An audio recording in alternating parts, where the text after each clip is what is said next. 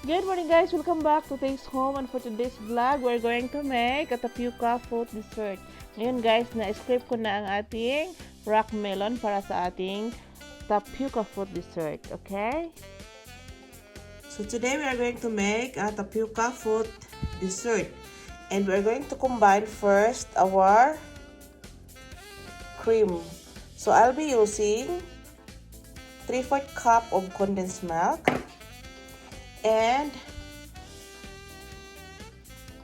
300 ml ng cream, thickened cream or whipping cream, okay? So we will add a teaspoon of vanilla extract. And we are going to add salt, guys. A pinch of salt. It seems like half teaspoon ng salt or 1/4 teaspoon or yes, a pinch of salt, guys. Okay? I-mix lang natin siya ng mabuti.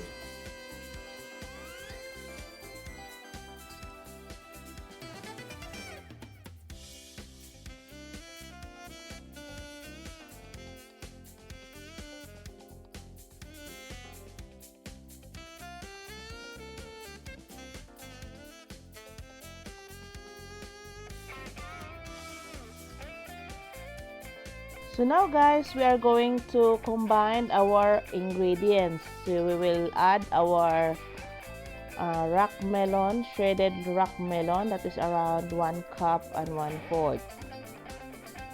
So 1 cup and 1/4 we will add to our mixing bowl.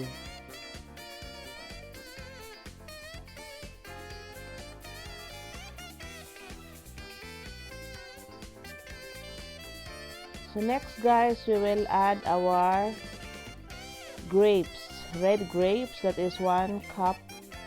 So 1 cup red grapes na slice natin guys, or chop red grapes. Then we will also add our peach, so peach in a can. So yun lang ang ano natin guys, peach in a can. Tapos we will add our chopped cheese, so cheddar cheese, that is around 1/3 cup. Then our 2/3 cup of, We will add our tapioca. So, ang tapioca ko guys, kasi naramihan ko siya ng mga 1 cup and a half guys, tapioca pearls. So, ako ang nagluto niyan. Of course, walang iba. Then guys, since nahuli ko yung pag-prepare yung aking jelly, strawberry jelly, i-add natin ang ating strawberry jelly guys later. Mabuti before we add. Okay?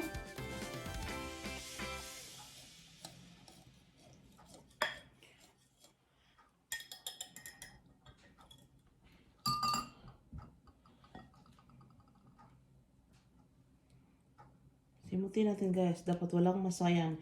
Every inch of cream. Napaka-importante.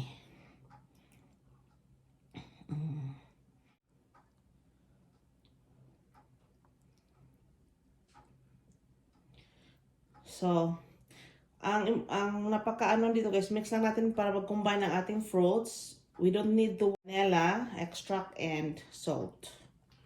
So,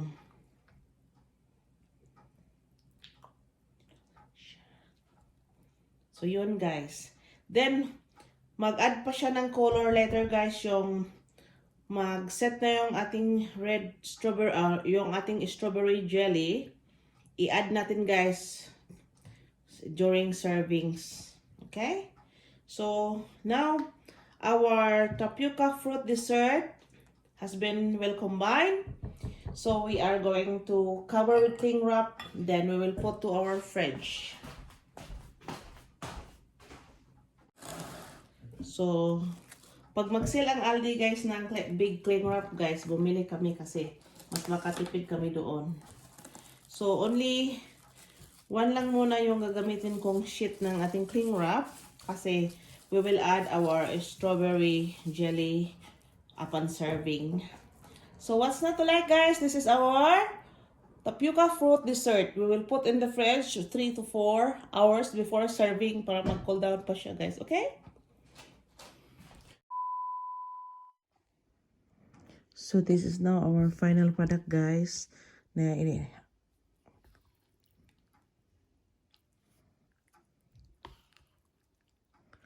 Ito siya, guys. Oh.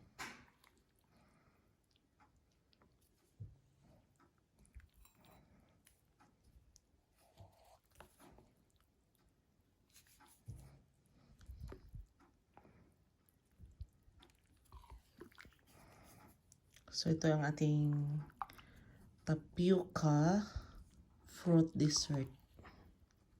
Okay?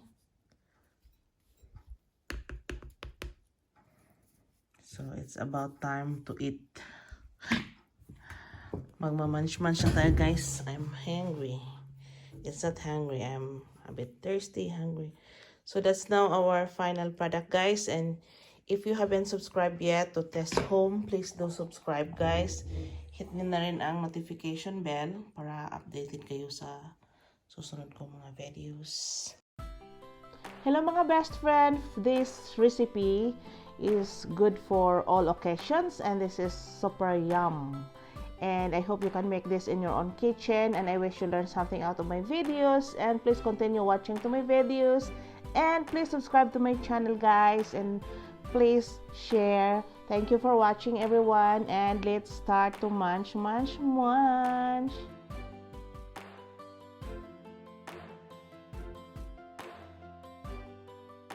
Hi guys!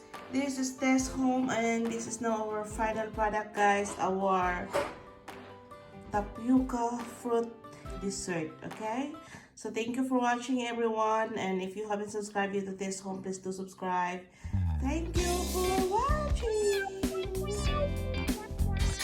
So thank you for watching, everyone, and bye-bye! Thank you for the rain. Thank you for watching. Thank you for watching, everyone.